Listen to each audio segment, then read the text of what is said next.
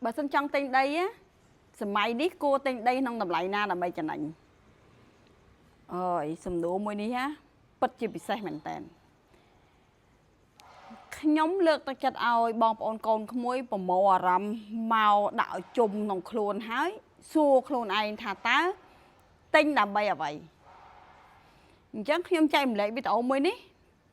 ទាំងអ្នកដែលមានបំណងចង់ទិញដីទាំងអ្នកដែលមានបំណងចង់ប្រកបអាជីវកម្មដីធ្លីទាំងក្មួយដែលកំពុងធ្វើសេវាកម្មចឹងពេលដែលយើងចង់ខ្លាយទៅជាអ្នកលក់ដល់កំពូលយើងត្រូវចេះប្រឹក្សាអំពីកញ្ចប់ហិរញ្ញវត្ថុរបស់ម្ចាស់លុយ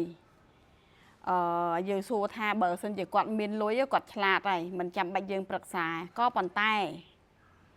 ជាគុណសម្បត្តិមួយដែលយើងជាអ្នកលក់ដែលឆ្លាតវៃហើយយើងជាអ្នកលក់ដែលមានគុណភាពចឹងកំណត់របស់ខ្ញុំតែងតែសួរភ្ញៀវខ្ញុំហើយពេលដែលគាត់មកចង់ទិញដីខ្ញុំសួរគាត់ថាលោកទិញដើម្បីអ្វីបងពូមីងប្អូនក្មួយទិញដើម្បីអ្វីអញ្ចឹងគាត់ប្រាប់ពីបំណងរបស់គាត់មកយើងងាយស្រួលនឹងផ្គត់ផ្គង់ដីនៅក្នុងស្តុកក៏ដូចជាដីនៅក្នុងដៃរបស់យើងជូនគាត់រឿងថាដីធ្វើអីធ្វើឃ្លាំងធ្វើអីហ្នឹងអត់សំខាន់ទេអាហ្នឹងជាដូចថាជាគោលដៅរបស់ភ្ញៀវរបស់យើងខ្លាញ់បំផុតថាទិញធ្វើម៉េចឲ្យចំណេញអញ្ចឹងបើសិនជាប្រើពាក្យថាទិញដើម្បីវិនិយោគទិញដើម្បីចំណេញគឺខ្ញុំនឹងណែនាំគាត់ឲ្យទិញដីតម្លៃបច្ចុប្បន្ននេះខ្ញុំអត់លើកទឹកចិត្តឲ្យទិញដីក្នុងតម្លៃថ្លៃពីព្រោះអីដីវាមានដំណាក់កាលរបស់ដីទី1យើងទិញដើម្បីវិនិយោគអញ្ចឹងអ្នកវិនិយោគលក់ទៅឲ្យអ្នកកែច្នៃអ្នកអភិវឌ្ឍអ្នកកែច្នៃ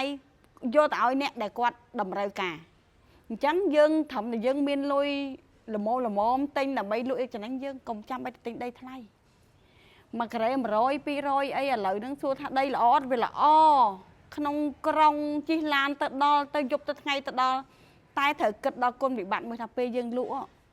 ក៏ចាប់លុយតម្លៃប៉ុណ្ណឹងតែមានប្រមាណអ្នកដែលមកទិញដីនេះពីយើងហើយទទួលស្គាល់ថាទីតាំងហ្នឹងវាល្អហើយគេចាំបាច់គេត្រូវការទិញចាស់បើសិនជាគេមានជំរើសតើពេលណាដល់លេខរៀងរបស់យើងមួយទៀតបើសិនជាអញ្ចឹងសួរមកខ្ញុំវិញថាអញ្ចឹងគួរទិញកន្លែងណាខ្ញុំលើកទឹកចិត្តថាកាហ្វេមួយកែវអី1ក្រែទិញទៅអីបើសិនជាទិញ1ក្រែក្នុង$2 $3 $4 $5 ដល់$10ហើយបើយើងចំណេញតាម$1 $2 $3 ក៏យើងចំណេញបាន20 30 50 100% ដែរចាក់ដី1ក្រែ100ហ្នឹងថ្ងៃណាឡើងដល់200ទៅហើយដី1ក្រែ100ថ្ងៃណាឡើងដល់150ទៅយកកន្លែងនេះមកគិតអញ្ចឹងខ្ញុំអត់មានចេញសារមួយនេះទៅដើម្បីប្រឆាំងឬមួយក៏តបតទៅអ្នកដែលគាត់កាន់ដីថ្លៃតែខ្ញុំចង់និយាយថាបើសិនជាឲ្យខ្ញុំណែនាំខ្ញុំនឹងឲ្យណែនាំកូនក្មួយឲ្យយកដីតម្លៃធូរទៅក៏ចាប់យើងល្មមក៏យើងទិញបានមានតែ10000មានតែ15000ទិញបាន4 5000ម៉ែត្រការ៉េយើងមាន2 30000 50000យើងទិញបាន1ហាត់2ហាត់ដែរអញ្ចឹងបើសិនជា1ហាត់2ហាត់វាឡើងដល់1ការ៉េតាមរៀលក៏យើងចំណេញ10000ដែរមែនអត់1ហាត់អញ្ចឹង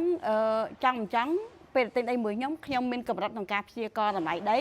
ឆ្នាំប៉ុណ្ណាចំណេញប៉ុន្មាន%លក់នៅពេលណាគួរទុកដល់ពេលណាអញ្ចឹងអ្វីដែលជាកម្លាំងស្នូអ្វីដែលជាគុណភាពក្នុងការលក់របស់ខ្ញុំដែលធ្វើឲ្យខ្ញុំនៅលើទីផ្សារចលនាបានដោយសារខ្ញុំតែងតែប្រឹក្សាកញ្ចប់ហិរញ្ញវត្ថុរបស់ភ្ញៀវ